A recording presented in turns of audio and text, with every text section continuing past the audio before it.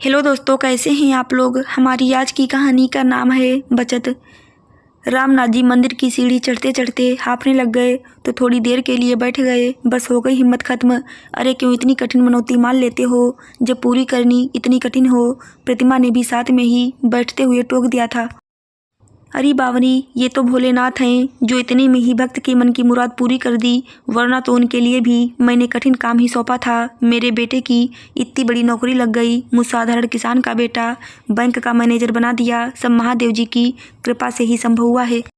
अत्यधिक उत्साह और आनंद से रामनाथ जी ने कहा तो प्रतिमा भी प्रमुदित हो गई। सही बात है, भगवान ने हमारी मन की मुराद पूरी कर दी। इनका जितना भी आभार करूं कम है। ये मनौती तो अभी पूरी हो जाएगी। चलिए उठिए फिर। दोनों ने तेजी से मंदिर की से सीढ़ियाँ पूरी की। एक बोरी आम चढ़ाने की मनौती भी पूरी की। मंदिर समिति ने व्यवस्था कर दी थी, जितने भी भिक्षा मांगने वाले मंदिर परिसर में बैठे थे सबको पूरा आम वितरित करना और बदले में इन सब की अनमोल दुआओं का खजाना मिलना वास्तव में अद्भुत एहसास है। रामनाथ जी पत्नी संग प्रसाद बांटते यही सोच रहे थे, मैं अब नियमित यहाँ आकर इनके लिए कुछ करता रहूँगा। विचार उठ रहा था उनके मन में। तभी से वो अक्सर उस मंदिर में जाने लगे थे और ज़रूरत की वस्तुएं भी बांटने लगे थे। ये पापा माँ को खैरात बांटने का बड़ा शौक चढ़ा रहता है। इतना इतना उन निकम्मे आलसी भिखारियों को बांटने के बजाय बचत करना चाहिए तो बुढ़ापे में काम आए। बहू प्राची की बात सुनकर बेटे अमित ने क्या जवाब दिया, ये तो रामनाथ जी नहीं सुन पाए थे, लेकिन बहू की इस बात ने उन्हें आने वाले बुढ़ापे के लिए सतर्क जरूर कर दिया था। इसलिए जब अमित ने नौकरी और शादी के बाद शहर चलकर रहने के लिए आग्रह किया तो वो बेटे के प्रेमपूर्ण आग्रह को स्वीकार करते हुए प्रतिमा के साथ शहर आ गए थे। लेकिन रोज प्रतिमा से वापस गांव चलने की बात करते रहते थे। हालांकि हर बार प्रतिमा डपट देती थी, कैसी बातें कर रही हैं आप, मैं भी तो अपने बेटा बहू के पास आई हूँ। ये कोई पराई है क्या, पूरा अधिकार है हमारा इनके साथ रहने का और अपनी सेवा करवाने का। आपको गांव की याद आती है तो आप अकेले ही जाइए, मैं तो यहीं रहूंगी। क्यों बेटा। तो अमित भी साथ में हंस देता था। हाँ पापा, माँ सही कह रही हैं, अब यहीं आपका घर है। ये गांव आओ जाने की बात आप भूल जाइए। बहू रह लिए गांव में, अब यहीं आराम से रहिए। लेकिन बहू चुप ही रहती थी। एक दिन प्रतिमा किचन में चाय बनाने गई तो उसे दूध कहीं नहीं मिला। प्राची से पूछने उसके कमरे की तरफ गई तो वो फ़ोन पर किसी से बात कर रही थी। प्रतिमा वापस लौटने ही वाली थी कि प्राची की बात से उसके पैर थम से गए। हाँ माँ, आज से दूध बंद कर दिया मैंने। घड़ी घड़ी चाय चाय, ये लोग तो यहीं डट गए हैं, गांव जाने का तो नाम ही नहीं लेते। मैंने तो सोचा था 2-4 महीने रहकर चले जाएंगे, 6 महीने से ज़्यादा हो गए हैं। भूल ही गए हैं कि इनका घर यहाँ नहीं वहाँ गांव में है। इतना क्या अधिकार है यहाँ पर, कितनी दिक्कत हो रही है मुझे। मेरा कमरा इन लोगों को दे दिया था मैंने ये सोचकर कि अमित के माँ पापा हैं, यहाँ आए हैं, कोई कष्ट ना हो, आराम से रह लें, कुछ दिनों बाद तो चले ही जाएंगे। लेकिन कुछ ज़्यादा ही अच्छा लगने लग गया है लगता है। मैं क्या करूँ माँ, तुम ही बताओ। मेरी किटी पार्टी की सहेलियाँ यहाँ नहीं आ पाती हैं, उन्हें स्वतंत्रता नहीं महसूस होती। इन लोगों की उपस्थिति में प्रतिमा से आगे सुना नहीं गया। उनके पैरों तले जमीन खिसक गई थी। मेरी बहू कह रही है ये, क्या इसके कुछ नहीं लगते हैं हम। आंखें छलक आईं। मेरा बेटा, मेरा कोक जना बेटा, जिसके जन्म की जिसकी नौकरी की हम दोनों ने मनौतियाँ मानी, मंदिर की सीढ़ियाँ लांघी, हमेशा उसके सुख और आनंद जीवन की प्रार्थना की। उसके जीवन में हम दोनों रोड़ा बन गए हैं। हमारे यहाँ रहने से मेरी बहू को, मेरे दुलारे बेटे की पत्नी दुखी है, कितने कष्ट में है, इस तरफ हमारा कभी ध्यान ही नहीं गया। हमने तो अपने आप को अलग माना ही नहीं, पर बहू ने कभी अपनाया नहीं। अरे ये तो घर है, कोई समस्या है भी तो आपस में बता दो, सुलझा लो। हम तो अपनी समस्या बता देते हैं। मेरा बेटा है, मेरी बहू है, मेरा पूरा अधिकार यहाँ है। अब यहाँ मेरा अधिकार नहीं रहेगा तो और कहाँ रहेगा। क्या हमारा यहाँ रहना ठीक नहीं? लेकिन यहाँ से जाना अमित को तो खराब लगेगा। कितना खुश रहता है मेरे हाथ का खाना खाकर बातें करके, कितना दुखी हो जाएगा अचानक मेरे जाने की बात सुनकर। मैं उसको प्राची की कोई बात बता नहीं सकती, वो और दुखी हो जाएगा। प्राची से सवाल जवाब करने लगेगा, लड़ाई होगी मेरे ही घर में, मेरी ही आंखों के सामने, मेरे बेटा बहू में मेरे कारण लड़ाई होगी। नहीं नहीं ईश्वर, ऐसा नहीं होने दूंगी। अरे प्रतिमा, चाय कहाँ है, अभी तक नहीं बनी। पति की आवाज़ ने उनकी विचारधारा भंग कर दी।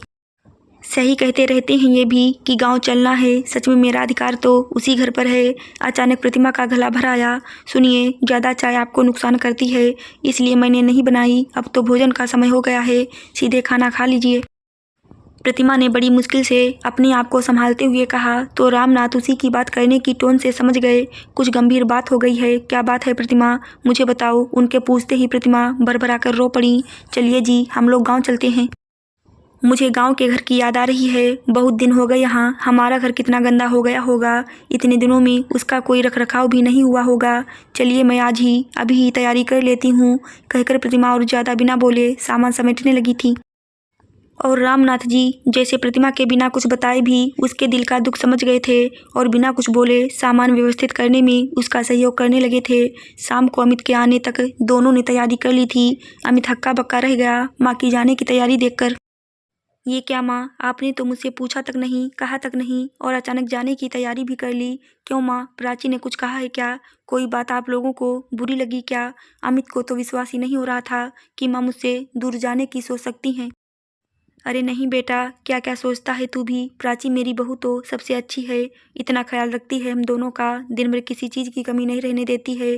खुद परेशान हो जाती है हम लोगों के कारण। वो तो आज अचानक गाँव के घर की बहुत याद आ गई।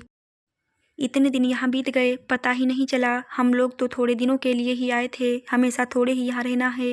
रामनाथ जी ने बात संभालते हुए कहा और प्रतिमा की तरफ देखते हुए बोले, इसे तो मैं ही जबरदस्ती ले जा रहा हूँ, इसके बिना मेरा काम कैसे चलेगा। अकेला तो मैं जा नहीं सकता। वहाँ सब दुरुस्त करके फिर आ जाएंगे यहाँ जब भी मन करेगा। आज बिना कहे ही प्राची तुरंत सबके लिए बढ़िया चाय बनाकर ले आई थी। हाँ हाँ पापा, और क्या, ये भी घर ही है आप लोगों का, पर वहाँ गांव में भी तो देखना तो पड़ेगा ही। जरूरी है वहाँ जाकर देखना। प्राची की बात पर प्रतिमा जी तो कुछ नहीं कह पाई, लेकिन अमित जैसे सब समझ गया था। माँ इतनी जल्दी अपने अधिकार को त्याग दिया आपने। मेरे इस घर पर, नौकरी पर, सुविधाओं पर पहला हक आपका ही है। आपने जन्म ही नहीं दिया होता तो मेरा तो अस्तित्व ही नहीं होता। हाँ बेटा, तू ठीक कह रहा है, ईश्वर का बहुत आशीर्वाद है हम पर। लेकिन अब कौन सा अधिकार बेटा, संतान प्राप्ति का इतना बड़ा अधिकार हमें मिला, फिर उसका पालन पोषण अपने तरीके से अपनी इच्छा मुताबिक करने का पूरा अधिकार हमें मिला और हमने पूरी स्वतंत्रता और अधिकार से इसका उपभोग किया।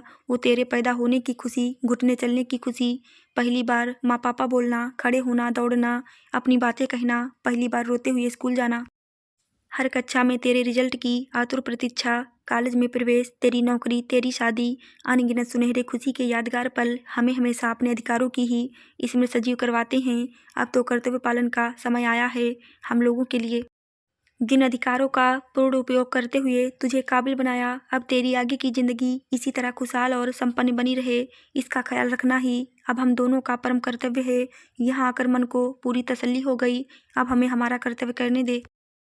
जब अधिकारों का उपभोग किया है तो कर्तव्य भी निभाने हैं। रामनाथ जी ने बहुत शांत और संयत लहजे में अपनी बात कह दी। वाह पापा, आपने अपने अधिकारों का उपभोग तो अपनी मर्जी से कर लिया, मुझे पढ़ाया लिखाया, नौकरी लगवाई, काबिल बनाया। ये सब आपके अधिकार थे जो ईश्वर ने आपको दिए थे। ठीक है, तो फिर मेरे अधिकारों का पालन भी मुझे अपनी मर्जी से करने दीजिए। पापा की प्रश्नवाचक निगाहों को देखकर वो फिर बोल उठा, हाँ पापा, जैसे ईश्वर ने संतान प्राप्ति और उसके लालन पालन का पूरा अधिकार आपको दिया है, वैसे ही मुझे भी ईश्वर ने ईश्वर द्वारा प्राप्त अपने माँ पापा का ख्याल करने, प्यार करने का पूरा अधिकार प्रदान किया है। अभी तक मैंने हमेशा आप लोगों की हर बात बिना आनाकानी किए मानी है, अपना कर्तव्य समझकर।